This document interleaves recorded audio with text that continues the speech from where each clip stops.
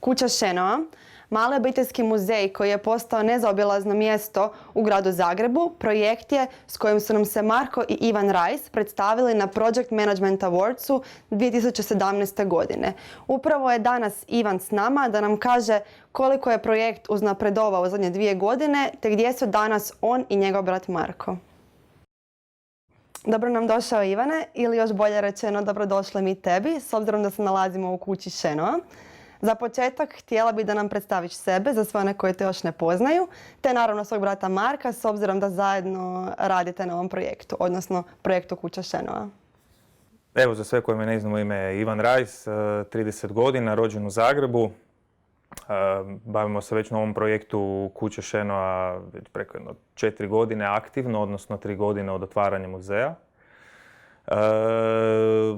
Tijekom cijelog tog projekta, od samog starta, cijela obitelj, odnosno moj brat Marko, moja majka i otac su sudjelovali u samoj razradi projekta od samog početka do danas. Kad ste već spomenuli mog brata Marka, on se trenutno nalazi u Africi, u Keniji, radi za jednu našu hrvatsku tvrtku i tako da mi je to na jedan naš specifičan način vodimo ovaj projekt. Ja u Zagrebu, on u Keniji, ali naravno imamo tu pomoć i suport od mnogih, ajmo reći, uže i šire što i obitelji, što i prijatelja i poznanika koji nam tu uskaču. S obzirom da si rekao da Marko nije ovdje, mene evo zanima kako vi funkcionirate s obzirom da ste geografski dislocirani. Jel uspijete tu komunikaciju? Da li se uopće čujete redovito i često oko ovog projekta? Ili više o neke privatne? Da, čujemo se često. Mislim, danas je to, ajmo reći, nekakve i realnosti. Danas već ljudi unutar Hrvatske putem Skype-a imaju sastanke i telekonferencije, čak i firme koje posluju unutar Hrvatske, kamoli još van u Europi ili u svijetu. Tako da je to nekako nama postalo normalno da smo mi danas i putem WhatsAppa i Skype-a, ajmo reći, uvijek povezani i uvijek smo dostupni jedan drugome. Tako da čujemo se često, dosta razgovaramo o našim projektima, kao u prošlosti što smo razgovarali i prolazili svaku etapu, podosta najviše oko financija, jer se tu dosta trebamo usuglasiti svi kao obiteljski da netko ne otiđe u nekakvom smjeru u kojem drugi članovi obitelji, odnosno udruge, smo mi danas udruga, ali svi članovi udruge čine naš 4 obitelj, da neko ne bi otišao nekom svojim smjeru, nekim svojim vizijama bez znanja drugoga, tako da mi imamo i općenito što se čujemo privatno, iz privatnih razloga, ajmo reći ovih poslovnih razloga našeg projekta se uvijek čujemo nekako mjesečno, odnosno svake subote ili svake nedjelje, pa onda imamo svi zajedno grupni poziv, roditelji, ja, Marko i tako. Dakle, onda razgovaramo oko toga. To je zapravo odličan način vođenja projekta s obzirom da ste tim koji funkcionira zajedno čak i kada niste fizički zajedno. Tako je, da. Prednost moderne komunikacije. Tako je, da. Pa evo, s obzirom da je riječ o obiteljskom projektu, kao što si već i sam naveo, zanima me zapravo kako ste vi došli do te ideje. I s obzirom, iako si već jedan dio odgovora dao u prethodnom pitanju, čisto da mi generalno pokušaš nekako odgovoriti kako raspodjeljujete te uloge unutar samog projekta s obzirom da niste zapravo tako često zajedno. Pa ovaj projekt Kuće Šenoa krenuo je još 80. godina 20. stoljeća i zamisli mojeg djeda i moje bake, odnosno Zdenka Šenoa je unuka Augusta Šenoa i moje bake Marije Šenoa, gdje su oni zamišljali kao taj projekt jednog dana bi bilo lijepo prezentirati obiteljsku ostavštinu javnosti, da se sve ono što su zapravo članovi obitelji Šenoa sakupljali, obrađivali i čime su se oni svakodnevno bavili, bude dostupno javnosti svaki dan. Nažalost, životne prilike, nedostatak prostora ili financija gdje bi se to moglo odraditi u nekakvom našem zadovoljavajućem aspektu, kao da bi mi mogli reći to je sad to, mi smo ispunili naš cilj i našu viziju. Trebalo ipak proći dosta godina. Nakon smrti mojeg djeda i moje bake, ova kuća koja se mi sada nalazimo, koja je inače obiteljska kuća Šenoa, sagrađena 1929. godine od strane Milana Šenoa, znači najstarijeg sina Augusta Šenoa, Mi smo ovdje obitelj, nasljednici obiteljske ostavštine odlučili ovo ne napraviti kao hostel ili apartmane ili hotel ili pansione ili ne znam, prodati nekom ili iznajmljivati podstanarima, nego smo odlučili osnovati muzej Augusta Šenove obitelji i predstaviti upravo tu ideju mojeg djeda i bake danas 20 godina, 25 godina kasnije javnosti. Tako da smo mi, cijela obitelj smo zajedno u tome, nas 4 od prvog dana. Trebalo je tu jako puno posla oko same adaptacije prostora, a ponajviše oko neke te financijske konstrukcije, zato što smo mi svi sa svojim poslovima koje smo radili, nažalost nije bilo dovoljno da možemo pokriti cijelu priču odmah recimo u startu kao ono što bi to izgledalo kao savršeni projekt. Imaš financijski plan, imaš kao kreneš u nešto, onda znaš da ne znam, kvartalno ćeš toliko potrošiti na toliko i da onda znaš ja za godinu, za 365 dana ja otvaram vrata ove kuće ili muzeja i ja sam pokriven sa svim. Nažalost, taj tempo je uvijek bio zapravo kočen od strane financija, odnosno naše mogućnosti. Ali evo, podosta je tu pomogao moj Marko moj brat koji radi vani, tako da eto, malo po malo smo mi to dogurali do jednog naše zadovoljavajuće razine koje mi stvarno iz svakog dana u dan podižemo i pokušavamo nekako na drugačiji način nešto što još ljudi do sada nisu imali prilike vidjeti, ispričati i pokazati općenito javnosti i zainteresiranima.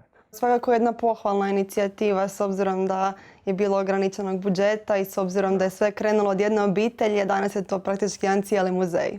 Da, tako je. Pa kažem, nije nam dugo trebalo razmišljati, nismo mi previše vagali prilikom odluke što bi htjeli napraviti s ovim prostorom u kojem se mi sad nalazimo. Jer ovdje ima preko 200 kvadrata izložbenog prostora i kažemo, mnogo ljudi koji su prošli ovom kućom zapravo osjete tu jedan duh i prisutnost zapravo obitelji Šenova i te naše, a i nekako onako vide taj plod našeg truda i zalaganja da se sve ovo i dalje očuva i da nastavimo taj nekakav put kojim je moj djed Zdenko stao. Tako da.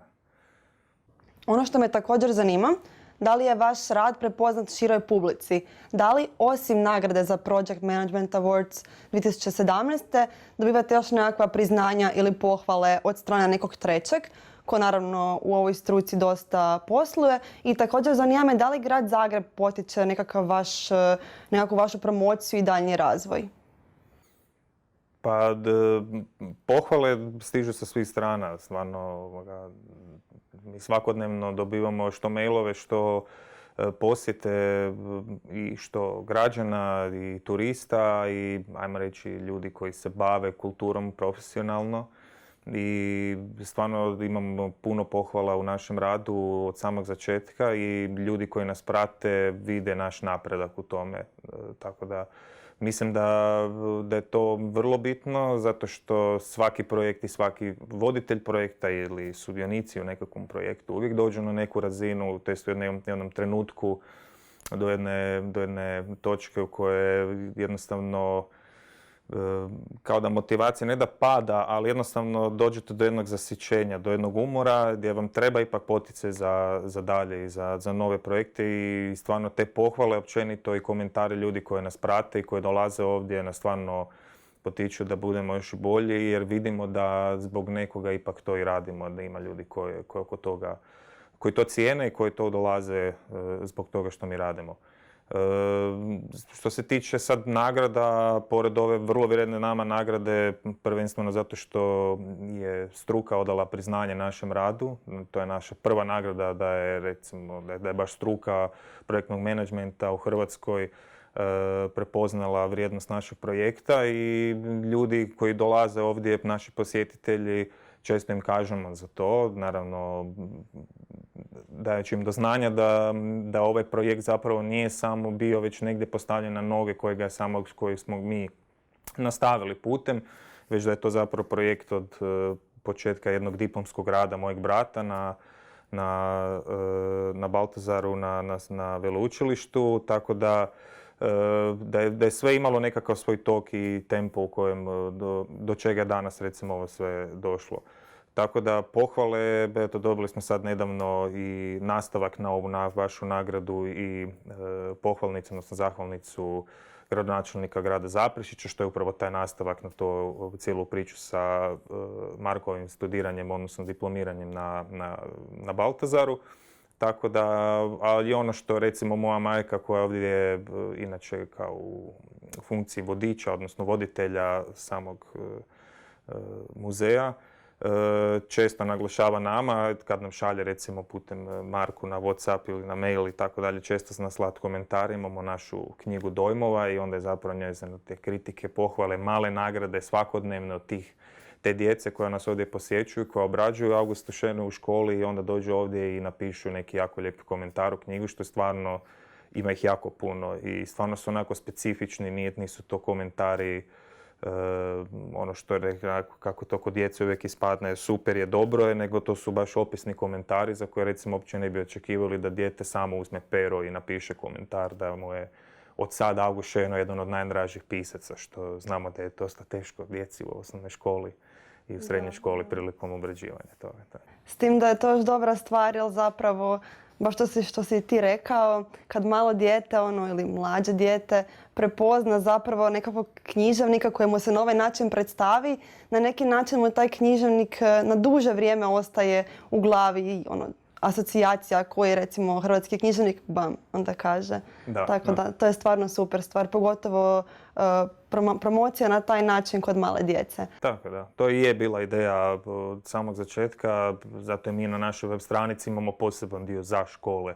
Jer to i je bio naš cilj da djecu svih uzrasta, što osnovnoškolskog, srednjoškolskog, pa čak naravno i studente, i da privučemo da dođu u ovu kuću, da oni vide svojim očima što je to August radio, što je to obitelj Šeno sve radila da bi sačuvala ostavštinu Augusta i općenito prvih Šenova koji su došli u Zagreb. Tako da zanimljive vidjeti reakcije učenika koji obrađuju neke naslove tipa Prijan Lovro u osnovnoj ili srednjoj školi, ovisi sad naravno uzrastu i programu koji profesor zadaje.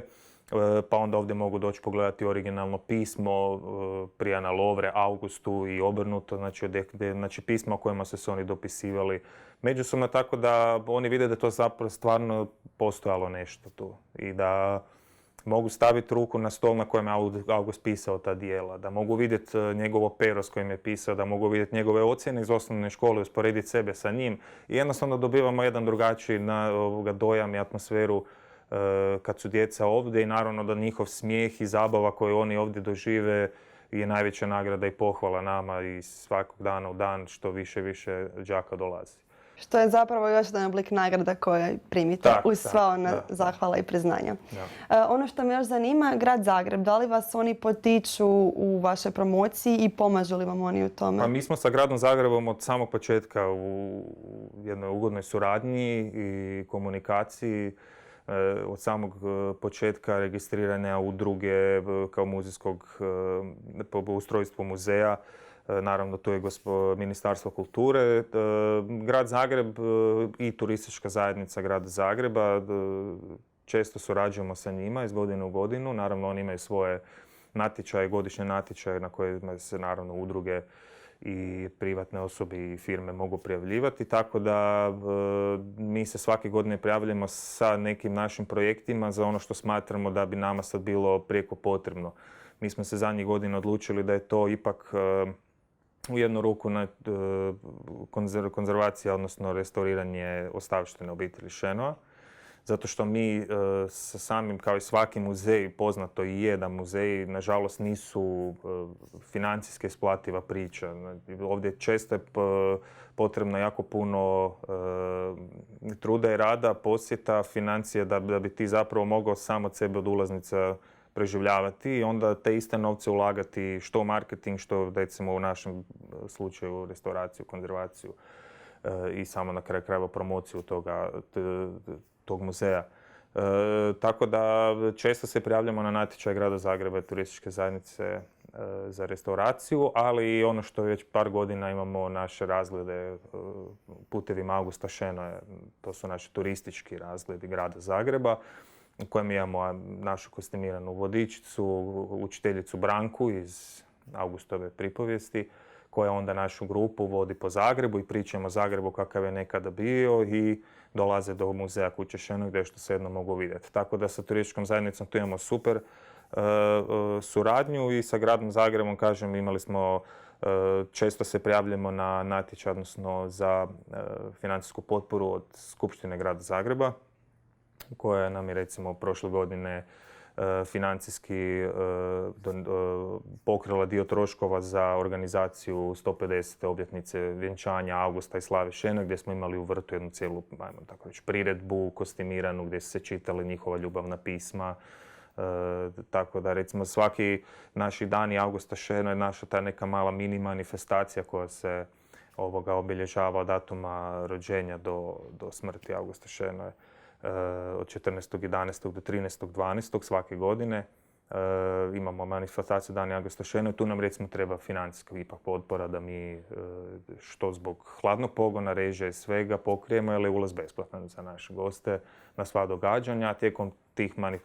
Tijekom te manifestacije ima sigurno 10-ak različitih događanja, što izložbi, što priredbi, koncerata, radionica, tako da eto, organiziramo dosta toga i puno nam znači onda potpora i grada, općenito i turističke zajednice, ali i svih drugih zainteresiranih, naravno, eto, tu smo, javite nam se ako ste voljni, eto, nešto pridonijeti za očuvanje obiteljskog štafne.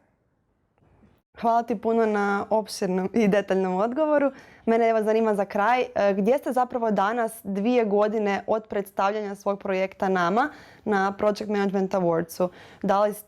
Da li ste još uvijek unutar obiteljske razine s tim projektom ili ste možda uključili neke nove članove? Te također zanima me kakav je tvoj stav generalno o project managementu u Hrvatskoj. Je li on kao takav dovoljno razvijen i postoje li neke ovako zanimljivosti ili posebnosti zašto je dobro biti project manager u današnje vrijeme? Pa evo, 2 godine kasnije puno toga se dogodilo sa našim projektom. Puno novih mini projekata unutar ovog velikog projekta se dogodilo. Kao što sam malo prije spomenuo, mi svake godine, eto tako, imamo naše manifestaciju Dane Augusta Šena, imamo jako puno izložba i koncerata. Mimo toga da bi samu kuću, odnosno muzej, održavali živim kroz godinu.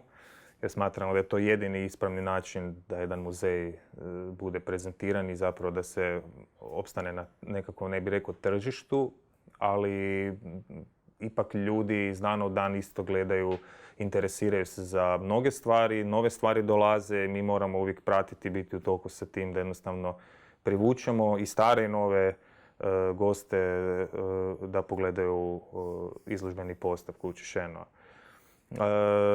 Svakako puno se toga napravilo. Mi smo sad upravo u projektu restauracije murala Branka Šenoje, to je koji se nalazi u našem ateljeu na 1. katu muzeja. To je jedan mural koji pokriva cijeli jedan zid sobe koji je Branko Šeno nacrtao svome nečaku Zdenku Šene, u mom djedu. I koji je, nažalost, eto, godinama zbog starosti ipak trebalo doći do jedne restauracije gdje je u suradnji sa Akademijom likovne umjetnosti i jednom stranom zakladom koja je nekima poznata u Hrvatskoj, to je International Trust for Croatian Monuments iz Londona, koja vodi naša gospođa Lady Jadranka Beresford-Pierce. Ona je udata bila u Londonu i ona je pokrenula još za vrijeme Domovinskog rata tu zakladu gdje su stranci, naša dijaspora, Hrvati iz cijelog svijeta uplaćivali u tu zakladu, gdje se čak i tijekom rata ta zaklada koristila za restauraciju recimo dubrovačkih starina i mnogih drugih područja i crkava u Hrvatskoj. Tako da smo mi ove godine sa njima u projektu sakupili dovoljno sredstava da napravimo restauraciju tog murala i to smo stvarno ponosni da će ta restauracija biti dio diplomskog rada jednog studenta sa likovne umjetnosti. Što se tiče samog projektnog menadžmenta u Hrvatskoj, pa kao i sve nekako mi se čini da u Hrvatskoj jednostavno treba jako puno vremena za neke stvari da se ipak pokrenu i da to stvarno sjedne na jedno mjesto kao što to možemo vidjeti vani. Žao mi je što često se spominje ta nekakva pesimizam u hrvatskom poduzetništvu, menadžmentu općenito, jer stvarno imamo jako puno izvrsnih ljudi i sposobnih ljudi, poduzetnih ljudi koji su već do sada napravili jako puno, kao svi ovi kolege, odnosno drugo izabrani, treće izabrani, recimo iz vaših nagrada, svih ovih godina. Znači svi ti ljudi rade svakodnevno na tome da doprinosu u svome nekom području i daju nešto više Hrvatskoj i danas prezentiraju na neki način vani svijetu sa svojim projektima. Tako da mislim da bi zapravo trebalo puno više isticati i staviti pažnju na tom poticanju poduzetništva, na menadžmentu, na projektima novim, da nisu samo projekti vezani za financiranje iz Europske unije, iako to svakako i podržavamo i to je velika stvar koja je Hrvatska u zadnjih godina može iskoristiti, nažalost nedovoljno, ali da se uvijek ne stvara neka prizma da je svaki projekt mora izaći iz financiranja iz Europske unije. Jer ima jako puno malih projekata koji se mogu graditi, s kojih se može nešto dogoditi. Mali festivala koji su i krenuli iz ničega i danas su veliki festivali kojima nije bilo potrebno takva vrsta financiranja. Ali naravno da je svaka pomoć, pa tako i nama u ovome poslu, svaki natječaj, svaka donacija, svako sponzorstvo, svakom projektu puno znači. Tako da, kažem, ne bi, ono što bi stvarno htio poručiti budućim projektnim menadžmentima, nemojte čekati neki pravi trenutak. Mislim da je stvarno pravo vrijeme je krenuti sad. Jer uvijek naravno nekako smo odgajani u nekakvom pesimizmu i oprezu. Da je to su recimo moje jedno od najistaknutijih mana. Taj nekakav oprez i strah, temeljitost do zadnje stavke u cijelom projektu, jer nisi siguran da li je to. Da li želiš upravo to isporučiti kao finalni proizvod. Da li je potrebno još nešto nadograditi, pa si neodlučan, ali jednom kad ga plasiraš i kad krene priča, kad krene projekt, onda zapravo vidiš od drugih ljudi, dobiš povratnu informaciju, ovo je super, ovo je fenomenalno, ja bi na tvom mjestu još dodao ovo ili oduzeo ono, tako da onda tek vidiš zapravo rezultate svoga rada, doma u 4 zida, budemo sutra, to je nažalost uvijek ispadne da smo imali dobru ideju nekad kad smo bili mladi, a danas smo stariji i više nismo spremni za takve i nemamo energije ili vremena ili volje za takve stvari, tako da svakako podržavam projektni menadžment u Hrvatskoj da kao i na primjeru ovoga i na primjeru ove naše nagrade da stvarno krenu svojim putem i ostvare svoje snove kao što smo i mi. Hvala ti puno na savjetima. Dobro je znati da je zapravo pravi trenutak upravo sad, a ne čekati neko drugo vrijeme. Te hvala ti puno što si bio tu s nama i odgovarao na sva naša pitanja. Hvala vama na dolasku i na pozivu.